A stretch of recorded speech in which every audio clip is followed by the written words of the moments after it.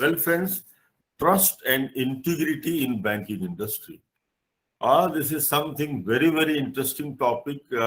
That's why I readily agreed to think about my thoughts and then talk to you based on my experiences, some theoretical concepts, and the rest of it, some of the life experiences, some examples which you would never forget, some concepts also you need to know regarding trust and integrity. I would say in trust, the credibility of the bank himself and the credibility of his individual and credibility of the bank as an organization is very, very important. Trust is a belief, it's a belief anyone has in the reliability, truth, ability, vision, strengths, and assurances of a person or an organization. I am not giving any bookish definition. I am only telling what it is. I will repeat again. Trust is a belief in the reliability, truth, ability, vision, strengths, and assurances of a person or organization. In order for the bank to keep their customers intact, they need to build and maintain high levels of trust in the products and services they offer. Mr. Ramarao and Mr. Mahesh just said that we in the service industry, banks, insurance companies, and other service industries, they have got the responsibility towards customers, consumers, what products they offer, what services they offer. The 5 pillars for building trust in financial services are security. Security means security of your money, security of the trust, human interactions, personalization, exceptional customer journey, and radical transparency. Mark the word. Transparency is of what type? Radical transparency with total compliance. A lot of issues had been coming up off and on because of lack of transparency, things open for interpretation, and non-compliance, though it will be confirmed as a compliance. Well, friend, central to the relationship between the bank and the customer is trust. It is a central. You trust your bank to do the right thing day in and day out. When you walk into the bank, you trust that banker will greet you with a smile, and when you are not there, you trust the bank to keep your personal information always safe. You have trust on the bank that he will do it, he will welcome you with a smile, and even though there is a problem to him, problem in the branch, problem in the home, problem in the family, problem anywhere, he will not be affected by that in terms of delivering the high services to you and also the reliability that is attached with that. Trust contributes to financial inclusion. I think all of you know financial inclusion is to include in the banking folio, the banking, habits, all and sundry, including the rural poor masses. A lot has been done in the recent past for financial including, deepening, and financial stability, and thus helps foster economic growth. Will I repeat? Trust contributes to financial inclusion, and also that is why people keep money, and financial stability, and thus helps foster economic growth for any country or nation. Sustenance depends on economic growth, and the banks are the main repository, and that is why they need the highest trust. Without trust, banks cannot attract depositors or find households to borrow money to finance their businesses and housing, etc. Institutions such as banks are trustworthy and always act with integrity. Now, these were the opening thinking about the trust. Now, I'll take you to some more areas of the trust. There are 5 circles of trust which lead to the future. What are the 5 circles? Start from self, family and personal relationship, organization, market, and the society. Banks build trust with customers by listening to them attentively and deeply and understanding their unique situation. You know, customers, you might have noticed in your job, they confide with you their personal issues, personal problem. Whenever there is a problem of partition, even bankers act as, helper in sorting out the things. If you recall, some of you, the problem between both Ambani brothers after the death of Dhirubhai Ambani were sorted by Shri K.V. Kamath, the then chairman of ICICI Bank. So much trust, the family, both the parties. It was not arbitration. It was trust relationship. And the lady, the mother of these two, Mukesh and Anil Ambani, who had full trust on Mr. Kamath. So banks build trust with the customers by listening to them attentively and deeply and understanding their unique situation. Maximizing communications that encourage the customers to proactively contact the bank, communicating in a timely and responsive manner, reduce and narrow the trust gap, if any. So whatever were the trust gap between the two brothers, they were narrowed down. Similarly, the presently issue of, Future Group, Amazon and the Reliance is still going on, and because of the trust deficit, even the Supreme Court intervened and told you better, try to sort out that. Yeah, then they volunteered, we will try to sort out. But the trust gaps were there, and that is why again they went back and the talks failed. See, getting trust on promises is not easy, but banker is somebody who believes and thrives on that only. Trust can also be built through technology. Very rightly, Mr. Ramarao was talking about present day technology, the digital banking. I'll briefly touch upon those things also. Trust can also be built through technology. They say tech plus time equals trust. It's a saying. Tech means technology plus time equals trust. Sometimes people may not have trust on the individual, but they have trust on the technology because technology doesn't do any biased behavior. And that is why they say, be prepared to educate the customers and take trust to the next level. Use technology to your advantage. Always technology can be used to reinforce, to reiterate, and to establish foundation of the trust relationship. A circle of trust can be created by establishing strong organizational values that employees can understand and know how to practice. It has to be simple and discernible by the people. That is why this session is also being held to communicate to you by communicating, and by respecting your employees.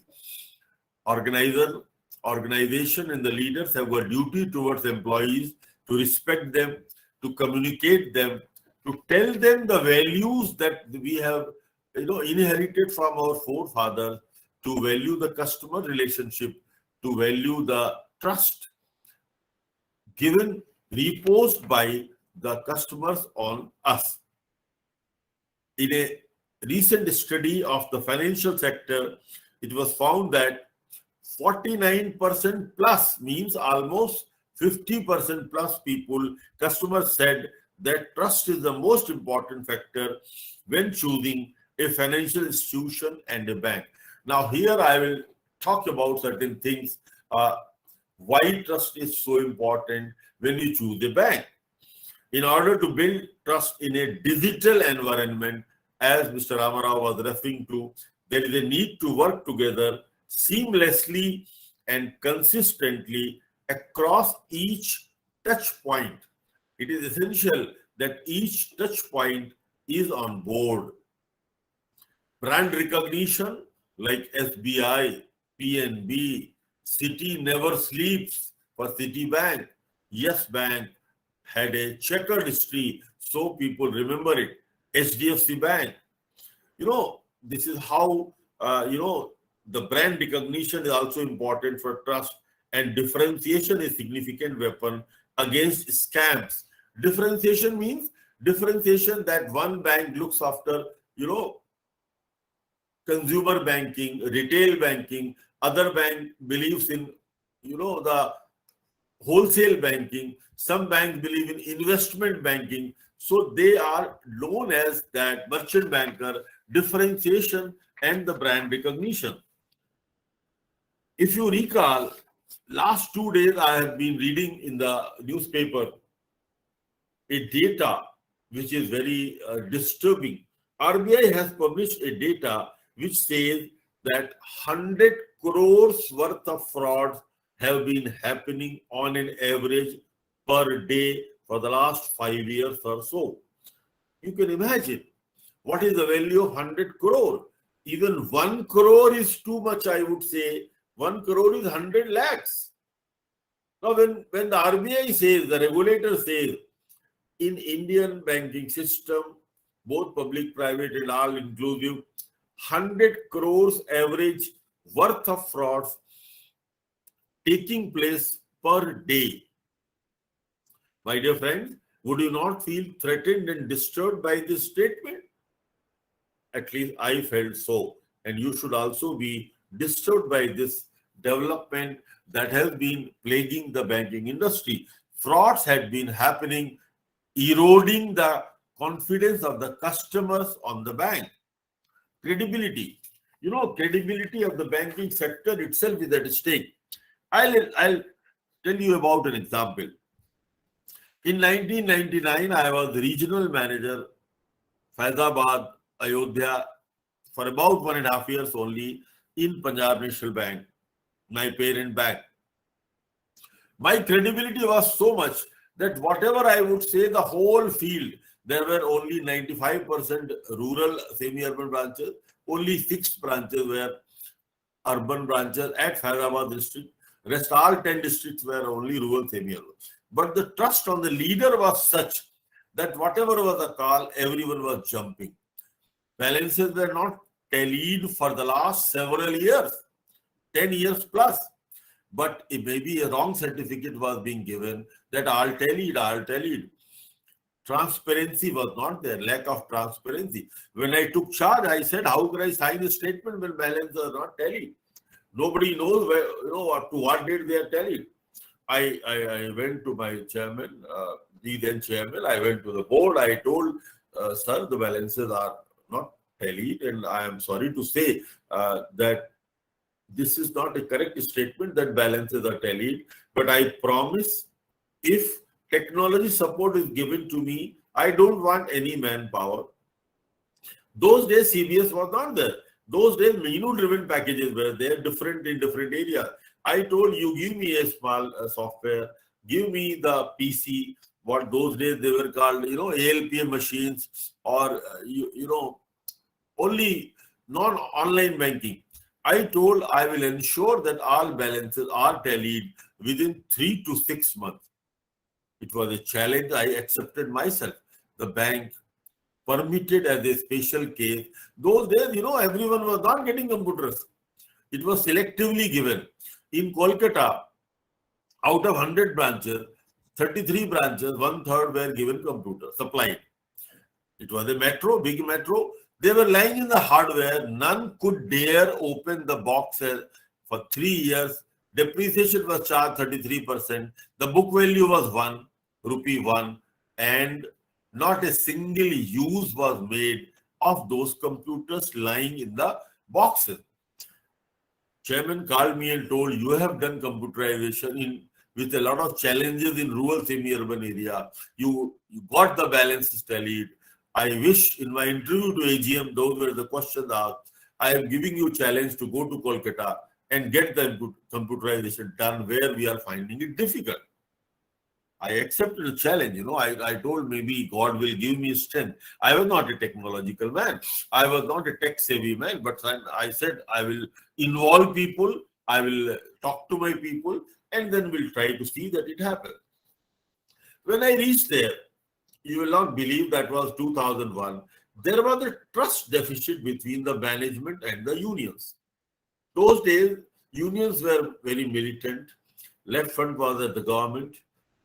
And there was trust deficit. I am using the word trust deficit between two parties fighting with each other, and resultantly, bank was suffering, computerization was suffering, whole India computerization was going. In the rural region where I was regional manager, I could do. Here I was senior regional manager, AGM in Kolkata, where computerization had not even started. Thanks to the people and the trust, I could establish a good rapport with them immediately. And you will not believe, within 3 weeks of my joining, the computerization started with give and take, agreeing to some demands, agreeing to say, I told I will not sign any minutes. All those previous regional managers, whatever minutes they would have signed, they are not binding on me because they were signed under duress and under pressure. I will not work under pressure on any matter. We will not sign anything. Whatever we will commit here, discuss and commit, it will be implemented right away. And before you leave my cabin, they will be put into practice. My senior manager HR, incidentally, who was my good friend, will implement those things right away. So you can't claim either victory or I will claim victory. We say we both are victorious in getting this problem sorted out. The trust deficit was narrowed to the extent. They also had doubts on me. A new man has come, talking too much, assuring too much, whether he will be able to do or not. Somehow they agreed, we agreed, and we took off very well. What happened after some time? Now I'm telling you a credibility issues, how they come. In many branches, because of this trust deficit, leases were not renewed. When landlord lease expired, say 5 years ago, 10 years ago, 20 years ago, bank was paying peanuts in Metro Calcutta. Somewhere 800 rupee, 10,000 rupee for the premises in Maniktala, Dharamtala, and those places where rentals were very, very high. And landlords were fighting in the courts, banks not agreeing. Those days, nowadays banks are losing also. Those days banks were not losing. So landlords were at the mercy of the banks. I had faced a lot of problem on that area because without doing earthing, you cannot start computerization. And in order to execute earthing, you have to first, make adjustment with the landlord, sign the lease deed, give him the additional rent. My general manager told, what are you doing? You are putting hands in a Pandora's box and this and that. I said, sir, come on, let us by this way solve these problems of lease and have peace with the landlord. And if we have, landlord has provided a space, shelter, we are running our branch, Lakshmi ji ka ghar hai hamara branch, and we are fighting with him. We need not fight. We should settle the issue. We should settle the rent. With some 10, 20, 30%, somewhere we did lease for 20 years, 30 years, because I was ready to increase by, if we were giving 50 paisa, even if I give 5 rupee, the market rate is 50 rupee. Even if I give 5 rupee, 10 rupee, it is just nothing for the bank. And you are having permanent registered lease deed. By and by, you will know all issues were addressed. Now, when we were doing it, GAD, there was a problem. They told, GAD, this is the way of earning money by RMs and their people. So I told, okay, come on. They told me on my face. I said, fine. This is how these issues were not resolved. When I came to know this problem while implementing the earthing and computerization, I called the union people and I asked, tell me what to do. We have to solve this issue. We can't live with the problem. We have to solve this issue. They said, no, this happened, that. Okay, I said, I'm changing the whole GAD team, which does this building and renewal of lease and all. We brought two youngsters, and entire things were computerized from day zero. They were working only on computers, transparency, and I told, okay, you all come to the branch. I will call the landlord in the branch. You know, you will be surprised. I used to visit branches with my secretary. Branch will have entire staff, some prominent customers, landlord will come, and I will tell branch manager and the people to discuss with the landlord, not fight, because sometimes I found they started fighting. I said no fighting. I was a middleman type of person, cajoling, satisfying both the parties. Finally, they struck at some amount, or if there was a stalemate, I gave prompting. Finally, they agreed at some sum. I said, fine, you have now negotiated. Now you sit side in the side. I will talk to the landlord. And we talked to the landlord and we made him agree for maybe 10 paisa, 20 paisa, 30 paisa less than what they had agreed. Most of the cases. In some cases, it was not agreed also. And in the Bangla, I didn't know Bangla. Somebody from the branch will write in Bangla, in English, in both languages, signed by so many people, and then this agreement will be taken to the regional office. A regional building committee will be held where no major deviation will be made. Otherwise, it's a breach of trust. And with this way, credibility was restored after 2 or 3 attempts only. Then they thought, sir, there is no problem. You are a better negotiator than us. You are taking interest of the bank. No hanky-panky is being done. Things are being done transparently. Do you understand what I said? Transparency was made order of the day. Total credibility was restored in the chair of regional manager, in the GAD department of the regional office, that they mean business. They want to resolve all problems. Their old problems of some increment or some small, allowances were pending for 10, 20 years. I settled them across the board in first 2 meetings. And their demands became almost zero. There was no demand. So total credibility was restored. Gulati ji knows he's from UCO Bank, Kolkata. UCO Bank has an headquarters in Kolkata. And what things happened once upon a time, that is the time, tough time everybody had. And that is the time I was able to establish 100% credibility, trust with employees.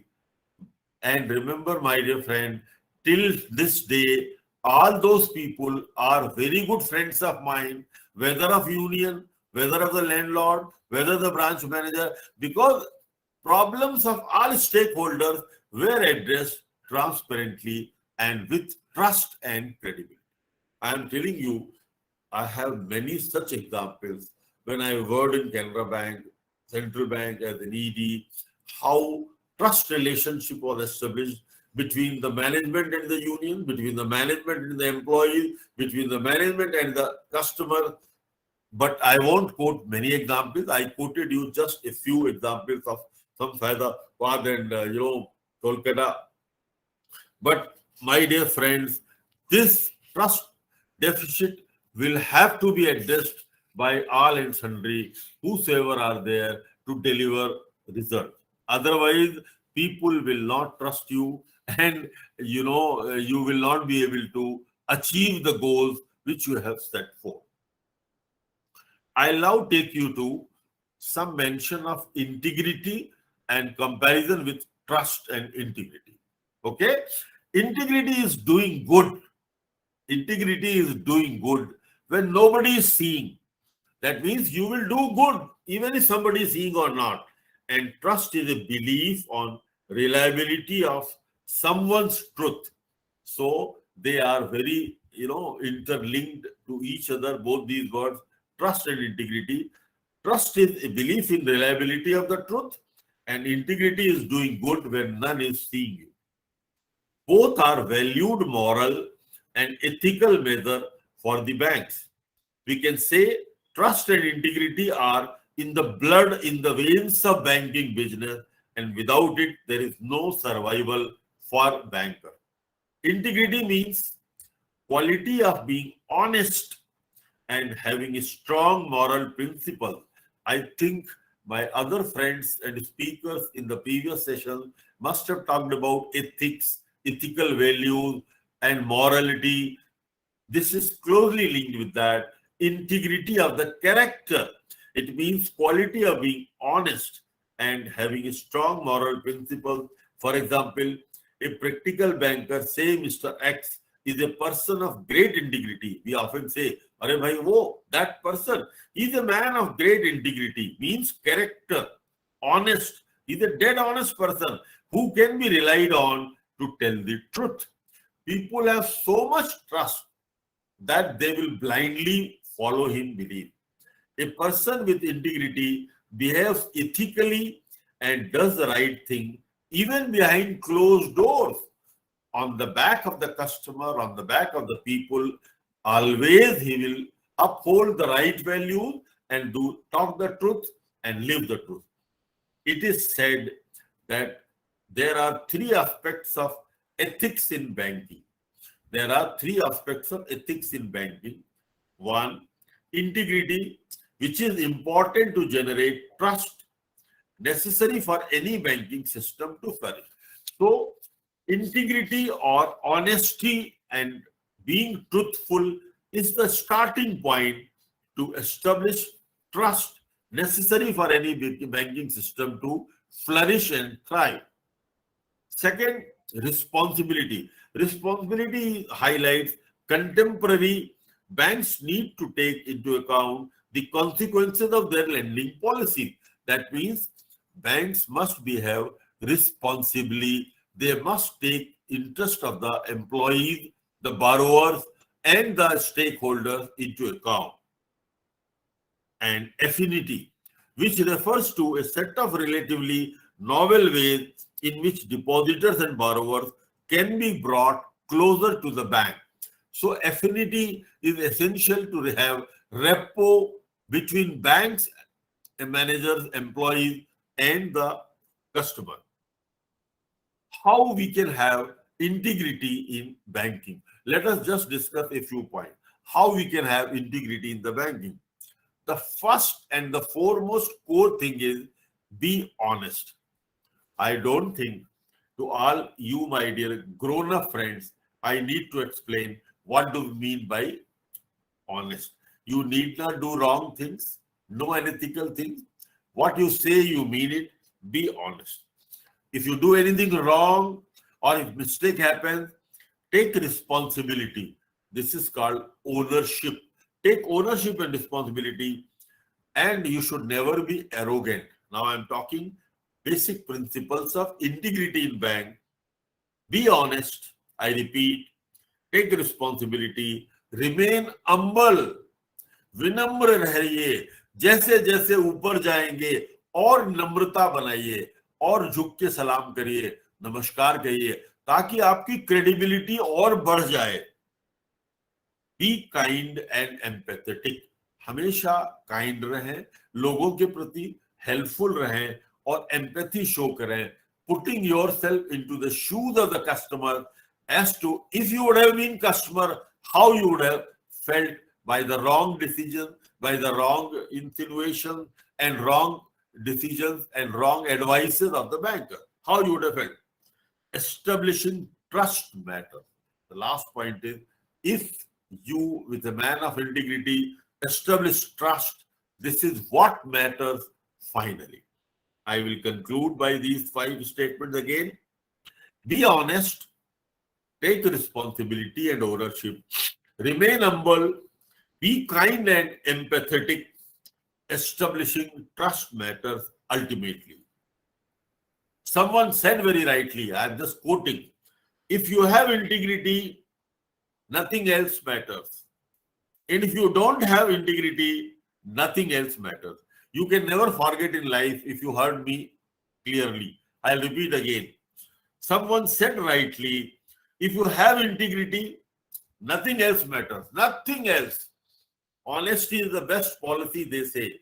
If you have integrity, nothing matters. And if you don't have integrity, then also nothing matters. So integrity is that important in somebody's life. Integrity in banking and finance should be the foundation of lasting bond between a business and its client. Everyone wants to believe the promise that a banker makes to them with respect to safeguarding their interest. But how many can follow through on these promises? It is what matters. And here comes the role of trustee, the bank people. What they say, they mean it and they do it. In an ideal world, we would have absolute trust in our financial institution, the bank, advisors, and government and the regulators. Unfortunately, history and public sentiments tell us a different story. Like RBI said, 100 crores frauds happening daily in average in banks in the last 5 years. Surely, ethics and integrity still exist in finance, and those banks organizations are the ones that will consistently find success in their endeavors if they work with honesty, dedication, truthfulness, and maintaining trust with the people. Telling lie destroys trust. Whenever you tell lie, this is the final nail on the coffin of the relationship. Telling lie destroys trust of customers in banking. When you want to alienate your customer, start by misrepresenting what you offer. That is mis-selling in the name of cross-selling. You might be noticed, might have noticed that RBI often comes heavily on banks. Those in the name of cross-selling their mutual fund and LIC policies and insurance policies of the banks to their customers, borrowers, to customers, borrowers, they misrepresent, mis-selling in the name of cross-selling mutual fund schemes and insurance products to the borrower customers. They really lose their trust. You will be hard-pressed to find a better way to destroy credibility and your sense of a good name than this.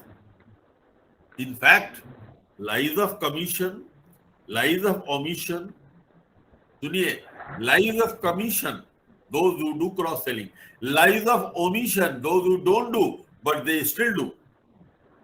Failure to walk the talk, what they say, they don't mean it. Failure to do what you say you will do, and subjecting employees to random, haphazard, unexpected change. That is to say, trust means having firm belief in the reliability, truth, or ability of the bank.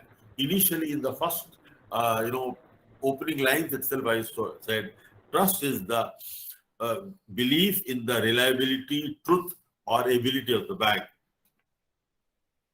My dear friends, banking is different from other businesses, and so we must consider the distinctive role the trust and integrity play in bank. It is not just an ordinary business, it is banking business, and therefore it is very important for everyone to maintain trust, to maintain honesty, to maintain integrity. Little commercial activity would be possible without trust and integrity. Many scandals and crises are blamed on lack of trust and integrity. Now, I'll just drop a few names and you will be flabbergasted to listen about them. Frauds or misuse of power done by a few handful of banks. May not be all banks are like that, all banker friends are like that. Just a few. Enron tragedy, Satyam Computers, ILFS, DHFL, Shri Infrastructure. I'm talking of big names. I'm not talking of every Tom, Dick and Harry. Nirav Modi, Mehul Choksi, Vijay Mallya, Winsome Diamonds Mehta, recently known ABG shipyard fraud of biggest in the industry, Sandesra Brothers of Gujarat, PMC Bank's failure, similarly failure of many private and cooperative banks, even like Yes Bank had a big problem, you must have known. GTB was a problem. Yes Bank was a problem. Times Bank was closed. Many banks in their journey found problem. Some are struggling even now. The latest fraud of S. Kumar's, you know what shooting ad they used to give. The Kasliwal brothers of Mumbai and Madhya Pradesh, 12 1,245 crores fraud has taken place. I just dropped a few names, 10, 15, where lakhs of crores of frauds of public money has gone down the drain. Well, friends, if RBI says in the last 5 years, more than 100 crores on an average per day fraud has taken place, it is not incorrect. Any imprudent decision of the bank will erode the trustful image of the bank in the eyes of the customers who put their hard-earned money as deposit in the bank. And out of public deposit, only the bankers lend to others to earn money, to sustain themselves, to have their livelihood. And that is how recovery takes place and the cycle of the banker goes on.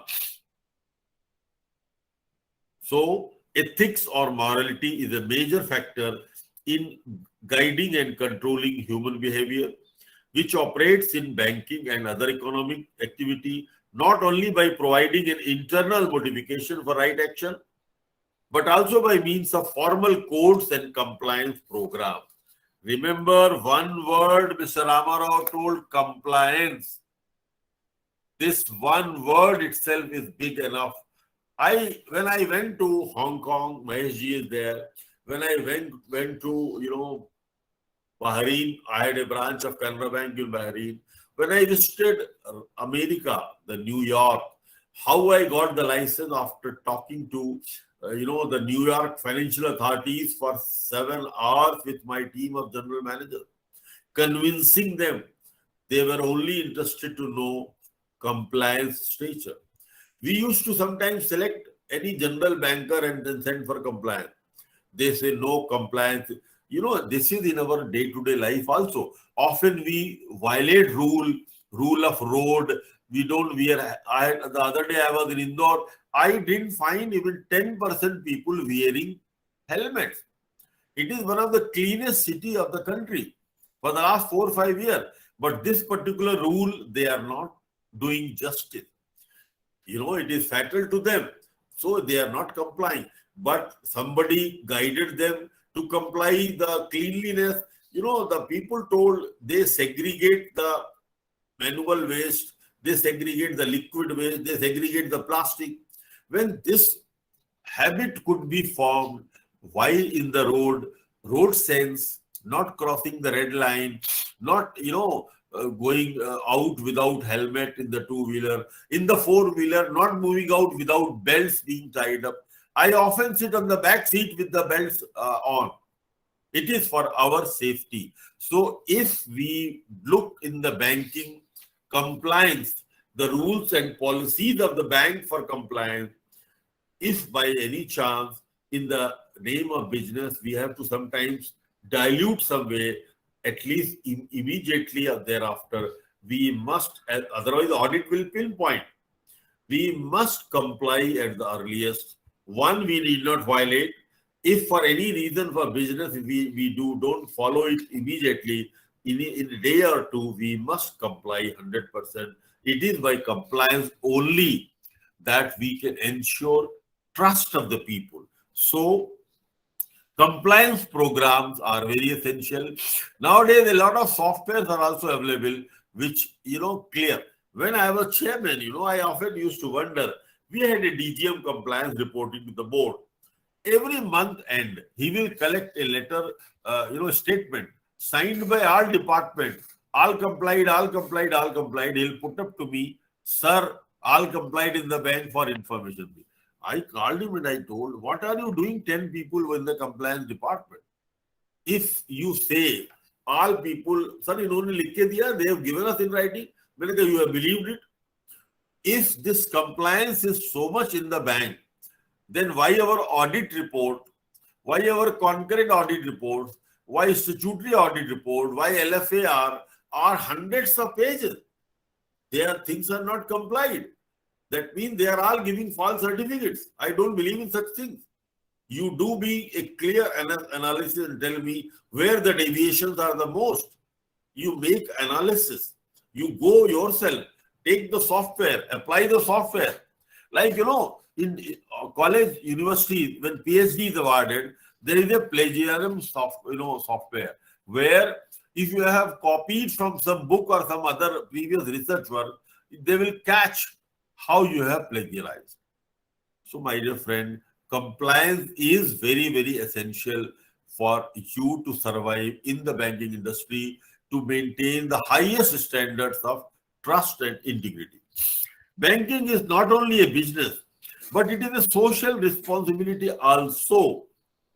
You get my point? Not just a business, social responsibility. That is why when Tangsale ji says ESG, we must follow ESG norm, the Global Sustainability Development Goals (SGD) of and towards the environment. Banker have ethical values towards the environment, safety of environment, safety of climate. We should not fund those proposals where environment violation is there, so which are detrimental to society and which violate corporate governance.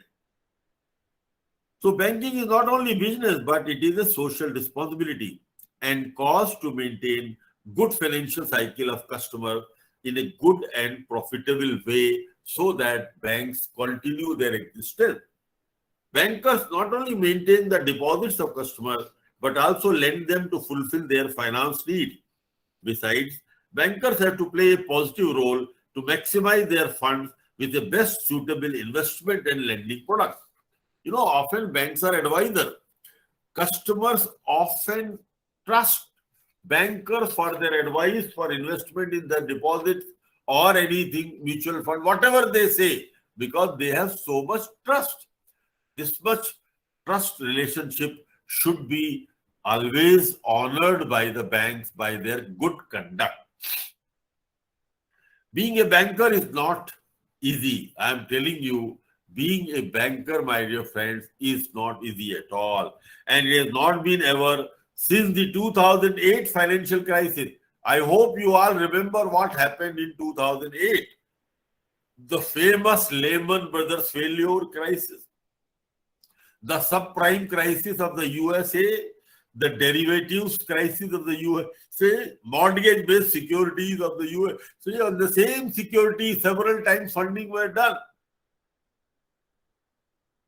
A few years back in 1995, failure of Barings Bank, a old 150 years old bank, it failed because of one person who over speculated in some stocks, Nick Leeson of UK in 1995, the failure of the Barings Bank, the failure of Lehman Brothers, the failure of subprime crisis, it highlighted the people's trust in the banks. They didn't have trust, and what happened after this? The trust was disturbed thoroughly that bankers could do this much for small fee money and fee income. That year, almost the entire world lost faith in the ethics and integrity of the bank. The bankers were dubbed as greedy money grabbers. This is not my word. The bankers were dubbed as greedy money grabbers by the global population. Though more than 10 years have passed, the public opinion has not changed much, and the banks are still suffering from that dent on reputation of the bank. As RBI said, in the last 5 years in the India itself, 100 crores fraud took place every day. I quoted those big examples also. Therefore, it is very, very clear that a simple loss of trust can dent reputation of the bank itself. But something else has changed. Technology has brought a revolution in the banking industry. With competition and scrutiny, how can traditional banks sustain their business? It's a very question.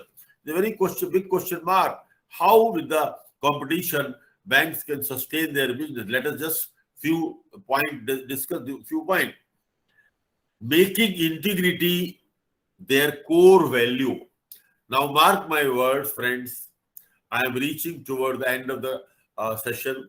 Making integrity their core value. It is our core value. Honesty is the best policy.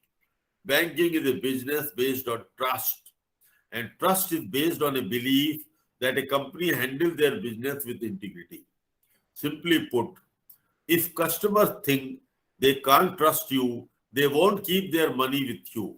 So you have to be honest. You have to prove your credentials first. Now, personal banking is changing to online banking. Banking has become so fast that CBS and the online banking has brought a revolution in the country. Trust is not just about the one-on-one interaction between the bank and the client. Clients are also looking at your general conduct in society. Second, take control over compliance. I have already highlighted the emphasis on doing compliance to rules, regulations, policies of the organization. Be more than just compliant.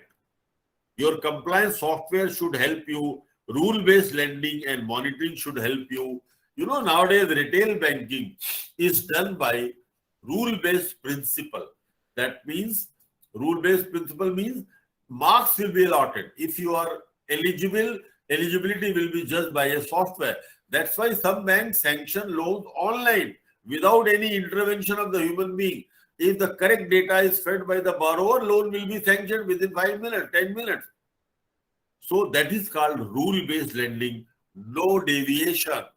For deviation, far higher up you will have to go, and then you will have to apply your mind whether to apply those things or not. Need for proper ethics training across the board. Well, friends, you will agree why this training that is being imparted at the moment is right. Need for proper ethics training across the board, right from peon, right from clerk, right from part-time peon to top management. Training, ethical training, ethics training is required across the board in the banking industry. Be more transparent and simplify the operation. It is said technology can simplify the operation. As simple operations as any layman or as any illiterate can understand, and transparently done. This is what is the need of the hour. There have been found 8 ethical issues. Issues mean challenges. I think somebody must have dealt about it. In my own way, I am just talking about those 8 points. Discrimination. No discrimination between X and Y. You can't offer somebody more, somebody less. Harassment, no harassment. Unethical accounting, the balance sheet being dressed up and fudged either by borrower or by the banker. Abuse of leadership authority by putting people under pressure to do wrong. Nepotism and favoritism. I think you know about nepotism and favoritism in the banking, that you only encourage your own relatives and friends to enjoy the facilities, not all. Discrimination is being done. Privacy. Corporate espionage. Espionage means what? You do spying on the corporates. Cooked up figures and bogus balance sheets. Well, friends, these are challenges for ethical standard. I repeat again: discrimination, harassment, unethical accounting, unethical behavior, abuse of leadership authority, nepotism and favoritism, privacy, corporate espionage, and cooked up figures and bogus balance sheets. These are the things which have to be taken care by the bankers, which have to be dealt with by the bankers properly. We need to adhere to global sustainability development goals as initiated by the United Nations, which talk about adherence to ESG norms.